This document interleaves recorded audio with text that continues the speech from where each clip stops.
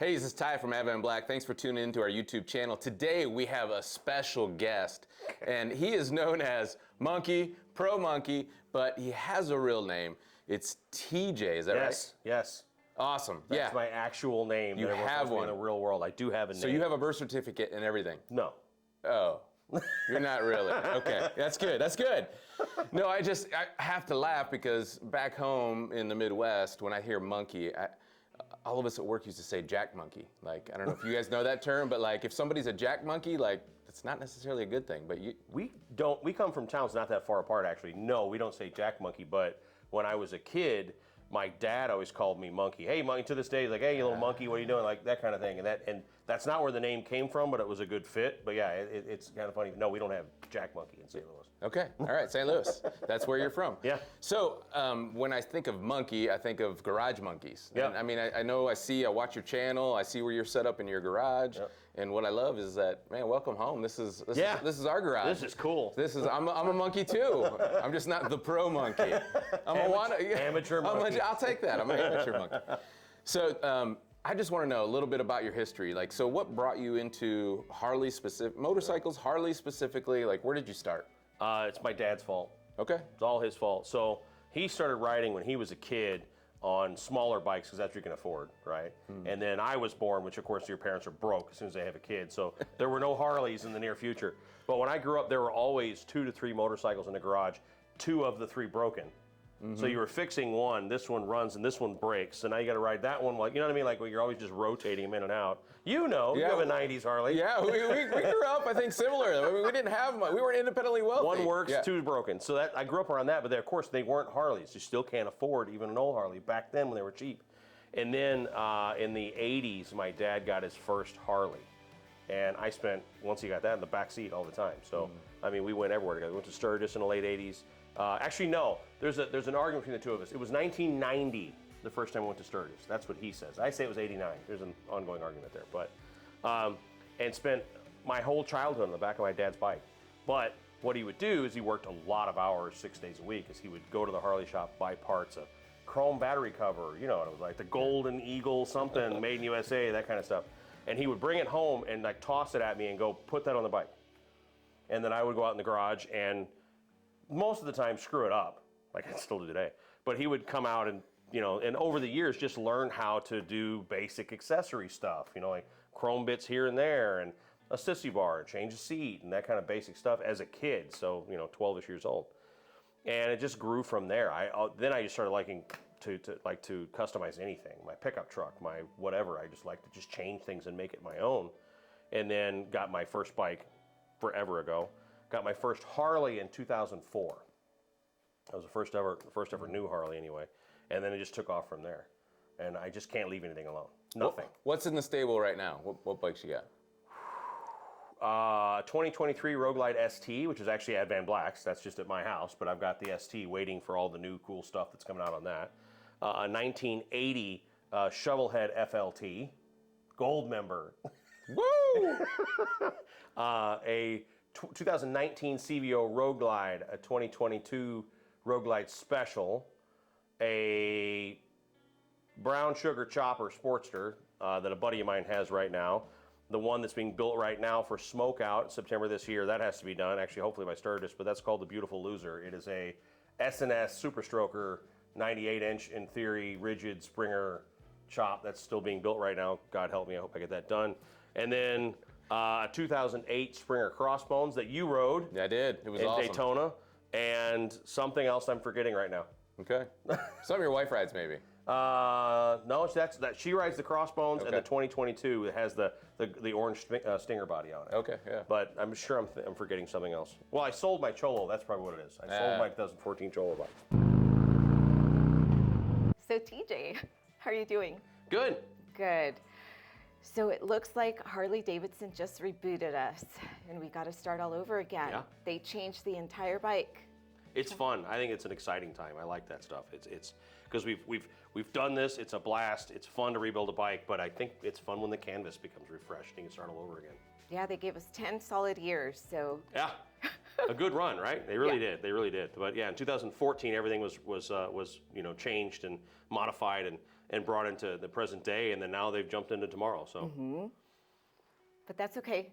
It gives us new products to come out with, although there are some parts that do fit the 24. the whole rear end, yeah, the whole rear end and the side covers still fit. I haven't done it yet, but I know friends that have, and I know that Sick Bagger Steve from Advan Black, he's done it as well. I know it can be done, and I've actually had a couple friends that, as much as they love their brand new bike, they're not in love with the big bags. round bags yet, and so they buy Advan standard bags and put them on. So They just have to do the whole thing. Yeah. Lids, hardware, Yeah. bags, Yeah. but yes, they do fit. I've seen all the new bikes. I think I want one. I'm just trying to figure out when, because there's too many bikes in the stable as it is. So one would have to go, and my bikes are like my children, so I don't want any of them to go. You know, like one of them will I have know. to, because physically I have no place to put it. But I'm sure that sometime in the very near future there'll be a 24 and up model bike, you know, that I can tear into, because I want to know what the newest stuff is. You know? And the colors are beautiful. Yes. See all the colors? But the thing is, though, this is better. Yes. Right? It's unique. All this custom work is so much better, and so no matter what I get, it's going to end up on the floor. It will, you know. Like That's true. so, I would probably buy a black one, just Well- because you could start with the rear end first as that stuff comes out. You can do, you know, but if you Right. start with a vivid black bike, it's just much But easier who to do wants change it. stock, right?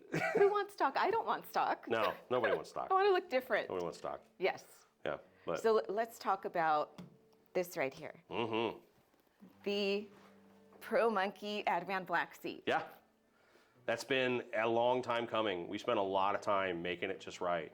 And then even after I was done with it, the engineers went and said, well, we need some flex in it. So they changed there were things you can't see that were still perfected after I thought it was perfect. So Yeah. it's really, really good. It's really good. So you put it on your bike already? Yeah, the 23 Road Glide ST, that's the seat that lives on it.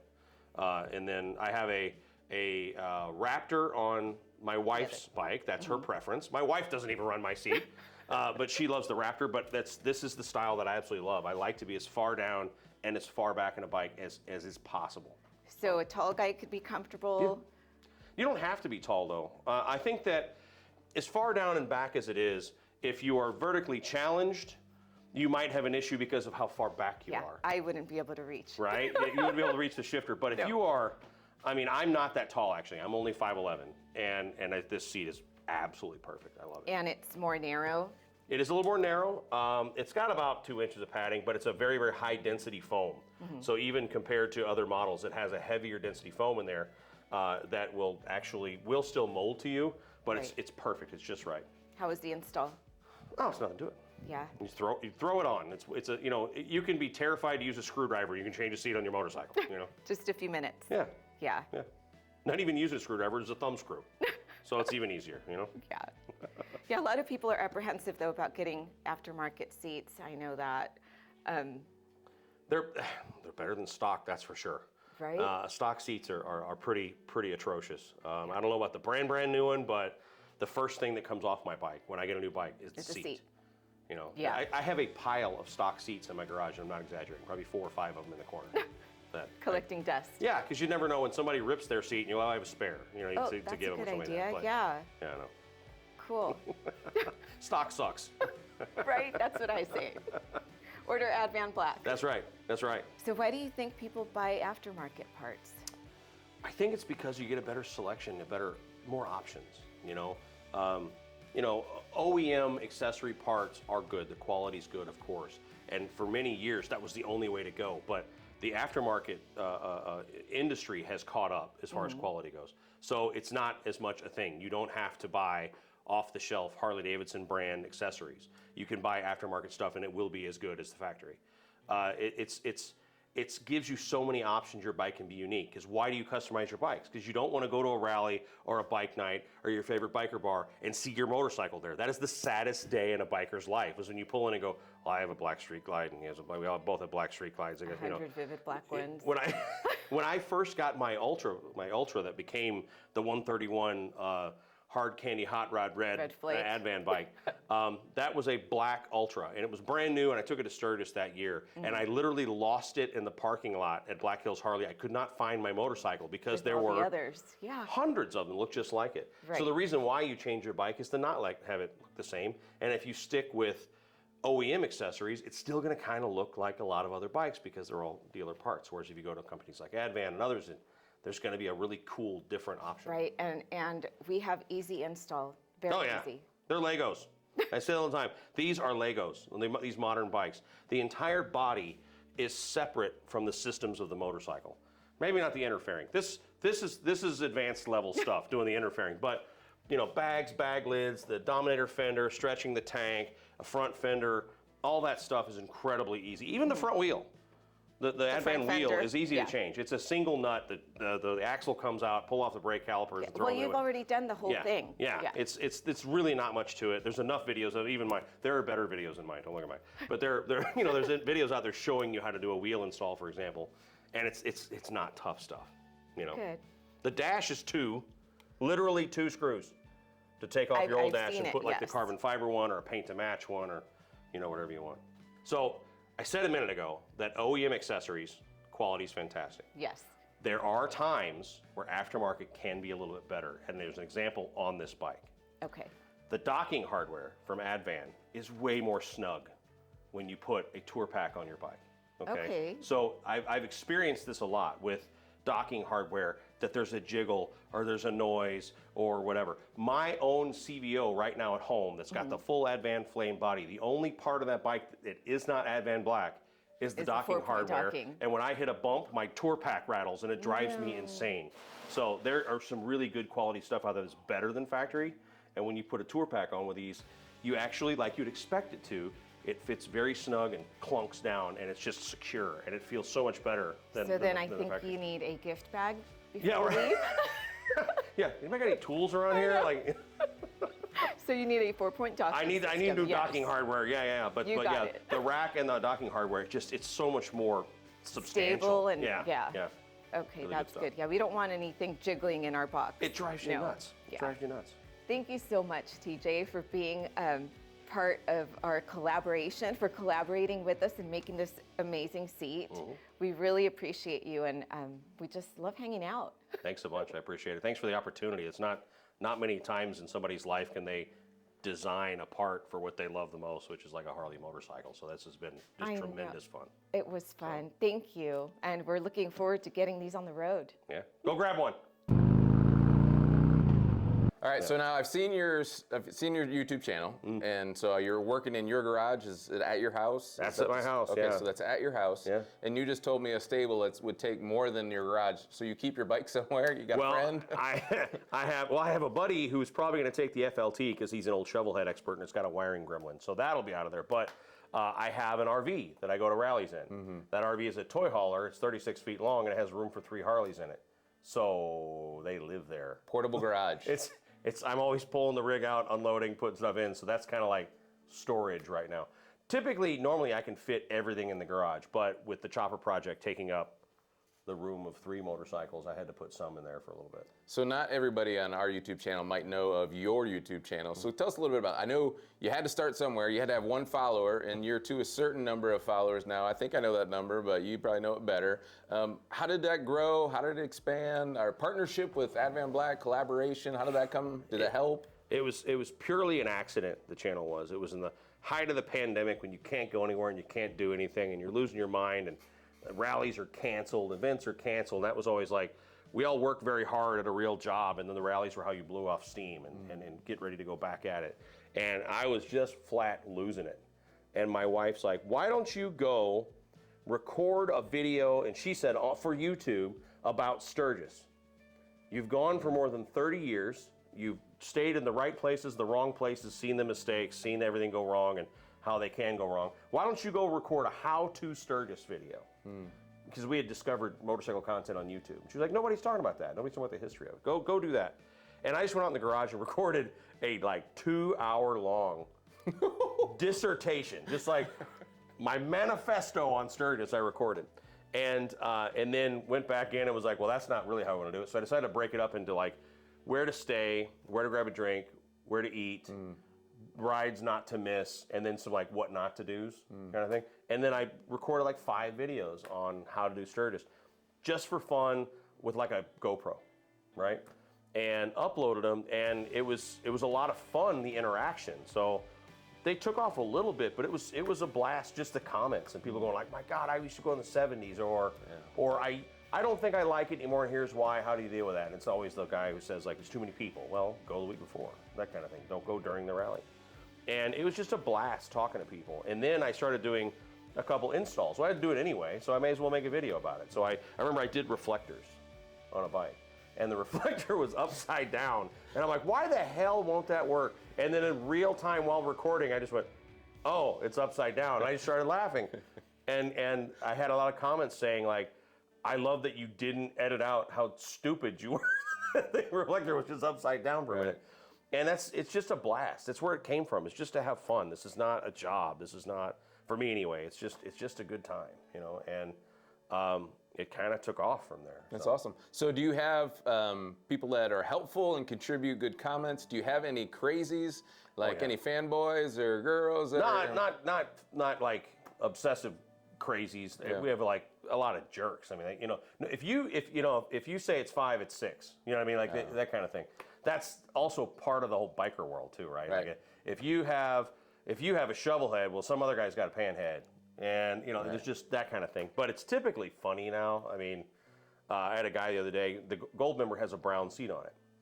They didn't come with brown seats, so we're going to reupholster it and make it look cooler. And this guy says, "That's wrong. In 1980, they had a brown seat on them." I'm like, no, they didn't. Like, Harley did not put brown seats on FLTs in 1980. There are pictures. You know, like, but it's whatever you know, they know more. Of course, there's always that person, and you have to have thick skin. You have to know what your purpose is, and at the end of the day, you got to hit your head on the pillow and go, it's all right. It takes a while to let it go. Does it? It takes a while to be like, Sometimes you got to dig in. Sometimes like, nope, today's the day. You know. Keyboard warrior, let's go. That's fun. So you are here in Pomona at our facility, and you reside where? Florida. Florida. I live in Palm Beach. So my wife and I met, it feels like 75 years ago, but she moved to St. Louis where I'm from, and we lived there together for a couple years, and then nice Cuban girl from Miami can't be away from mom and dad. So she said we have to move to Florida, so we moved to Miami and lived there for a couple years. I absolutely hated it and tried to avoid Miami at all costs, and then moved up to Palm Beach where it's nice and quiet and calm. You know. And so I know that what you do in your garage is not your main staple, your job, what puts food on the table. No. And I don't know that you want to talk in detail about it, but I know that you are in this area because of you're in transit and travel to your other job or whatever. Yeah, right? it's just it makes more sense when you're heading to Asia to stop off in LA because there's so many flights. But I go all over the world for my real job. We won't get into that. Yeah. But yeah, it's fun. I've gotten to see almost every corner of the planet. Awesome. And it makes you love those places, but also makes you love to come home. Yeah. You know. And then do you get in the mix wherever you're traveling with motorcyclists, and do they follow you at all from other corners of the world? Not as much. I mean, there's viewers all over the world, but like 95% are in the U.S. So I don't believe I've ever been out of the country and had someone come up and say hi. I have had all over the country, though. As a matter of fact, a gas station right up the street. Last time I was here, I stopped on the way back to my hotel at night and grabbed a soda, and the guy behind the counter was like, I think I know you from YouTube. And we started laughing, and the guy came out and took a picture. It was like, the guy who works at the gas station up the street. And the funny thing is, he had watched videos about Advan Black and didn't realize that you guys were right around the corner. That's what we're trying to accomplish, is to make people know that we're here. And that's why we're starting to get into the local events and starting to be able to mix it up and be with some other people so they know we're here and come and see us. Got to be part of the community. Yeah. That's it. It is a community, riding community, motorcycle community. It's a great community. It's a great industry, and I know that you've been in it for, so what's the total length, would you say, that you've been in the motorcycle industry? Well, as a professional monkey. Oh, the channel's only like 2.5 years old. Okay, and we started out with 1 follower. Where are we at in followers? Something like 112,000. Awesome. Something like that. Did you get the YouTube 100,000? Yes, and once you got that, I'm thankful, and it's a huge milestone. But once we got that, I kind of stopped paying attention because if you it can be very unhealthy, and you don't want to obsess over that stuff. And also the channel's healthier when you're just doing your thing and not worrying about that stuff. Just have fun and don't worry about it. You know, like.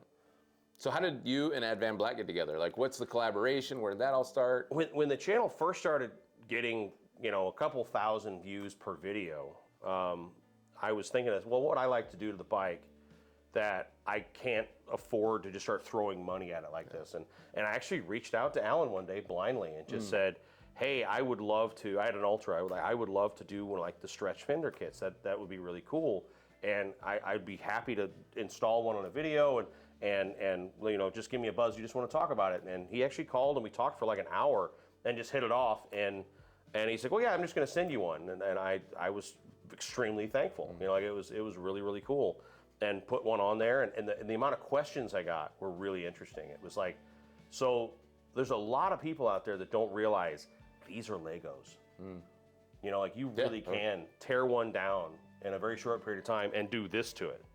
And you do not have to be a mechanic. Right. You know what I mean? Like this is not very, very difficult stuff. And if an idiot like me can do it, which I did in the video, all these people were like, I think I want to do that to my bike. And I have what's the right part number for this? And then I became tech support. I was like, right. And we wouldn't say necessarily all those words, but that's what we love about our business in Advan Black is the Lego pieces, right? We sell all the components, and you at home can put those on, and you're living proof, right? And you're showing your people, your followers, your viewers, it can be done. Yeah, absolutely. Well, this has speakers. Anyway, sorry. I'm easily Squirrel. distracted. You're that squirrel kind of guy. We're a lot alike. I'm like, ooh, speakers. But while you're looking over there, let's go ahead and talk about the seat. So we've got the Pro Monkey seat. Like, you have built lots of bikes and lots of aftermarket parts, and you've ridden a lot. And so tell us the inspiration behind this seat that we call Pro Monkey. One of my very favorite seats I ever had in my life was actually not on a Harley Davidson. More than 20 years ago, I had a Yamaha Roadstar Warrior. And again, it's everything you had to buy the bike, couldn't afford to buy a bunch of aftermarket accessories. So I bought on eBay a used Corbin Gunslinger seat, which is a very, you know, similar shape in general. But the previous owner had it customized and had it lowered, high density foam, very thin, and then moved back. And I thought, this is where it's at. Like, for me, riding comfort is not about pillowiness. And I think that's a huge misconception. It's like, oh, well, that seat's the most comfortable because it's this big. You know, like it looks like a couch. Like, well, yeah, but it also puts you all the way up on the tank and really high up above the fairing, and you're kind of doing this thing.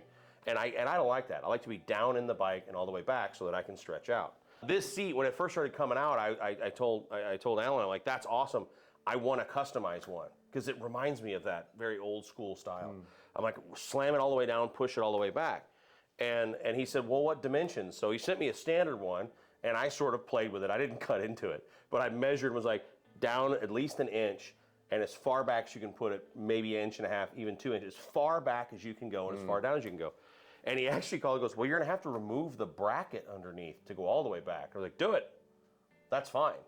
So they actually took this seat, and they brought it all the way down. You can see that's about 2 inches, but it's super high density foam. It's you know, good stiff stuff, And then push it all the way back. You remove that bracket to give you extra space, and you're all the way down and all the way back. You cannot go any further down and back without removing padding completely.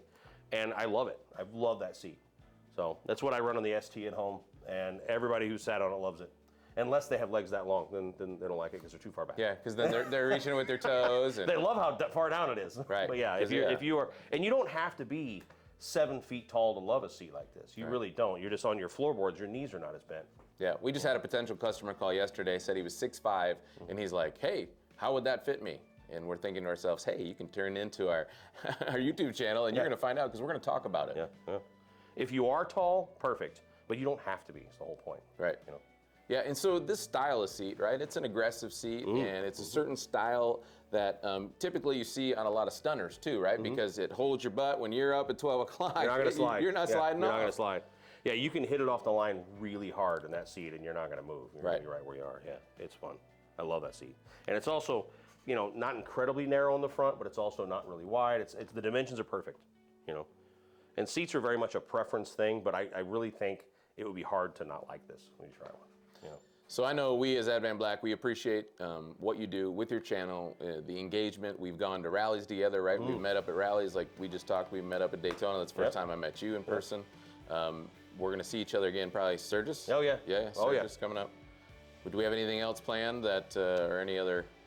For me, Sturgis is the next rally. I have to finish the chopper before that, and then at Sturgis, I might have the Advan ST or my CVO that's got the Advan Flame body on it. Yep. And then after that, it'll be Smokeout in the end of September. So Smokeout, is that Florida? no, Smokeout's North Carolina. It's in Rowan County Fairgrounds in Salisbury, North Carolina. It's the daddy of them all for chopper parties. It's not a rally. Okay. You're basically sequester yourself for 72 hours in the fairgrounds, and there's multiple vintage bikes. So there's chopper shows, burnouts, live music. It's a lot of inappropriate behavior for 72 hours, and it's fantastic. It's a total blast. He says fantastic. It's freaking awesome, and it's run by Cycle Source magazine, kind of the go-to magazine for the chopper culture, all things bike, but lots of chopper stuff. And I'm going to say that's probably one of the things that your viewers like to follow you, because you are a mix of all things, right? You got all kinds of different, all bikes, all vintages, all styles. I love vintage bikes. I love touring bikes, obviously, because they're the most practical bike to be on all day. Yep. But I still admire, metric bikes. I still admire. As a matter of fact, I saw a customized Roadstar the other day that I thought, oh, that would be a really cool addition. But no room, thankfully. But I love them all. I really do. I love enduro bikes. I love ADV bikes. I love them all. So is there anything here that you haven't said that you thought you might said, like walking into this interview? Is there any shout outs or just quality of Advan Black, our collaboration? I get questions all the time about how good is the paint match really? And I'm like, flawless. Flawless. And when friends who are not very mechanical say like, I'm gonna do speaker lids on a really, really hard color to match. So you're telling me they're good. They're telling me they're good. And I'm like, if you buy them, I'll put them on. Just have them shipped to my house. And we've actually done that. I actually had buddies buy speaker lids, for example, have them shipped to the house. I put them on, and they're like, it's perfect. It is. That's good. It's a perfect match. And it's content for you, right? I love doing it. It's just fun. I mean, these buddies that are so happy with it when it's done is a blast for me. So I end up doing tons of work, on buddies' bikes just as a favor. I just like doing it. So yeah, and I've said it a million times, and people are probably sick of hearing me say it, but the fit and the finish, it blows me away, because I've grown up like you in the aftermarket world, where you've got to still grind on drill holes, oblong, make them and dude, this stuff just bolts together and fits. Well, for how many years when you were doing a customized touring bike, they paint ready. My rear. Paint ready. See how that even came? I couldn't even say it without doing air quotes. Paint ready. Yeah, no, it's not. This stuff's already painted, much less paint ready. It's good to go. Yeah. Bolt it on. You're done. TJ, Pro Monkey. Buddy. So glad you're here today. Appreciate it. Thanks so much.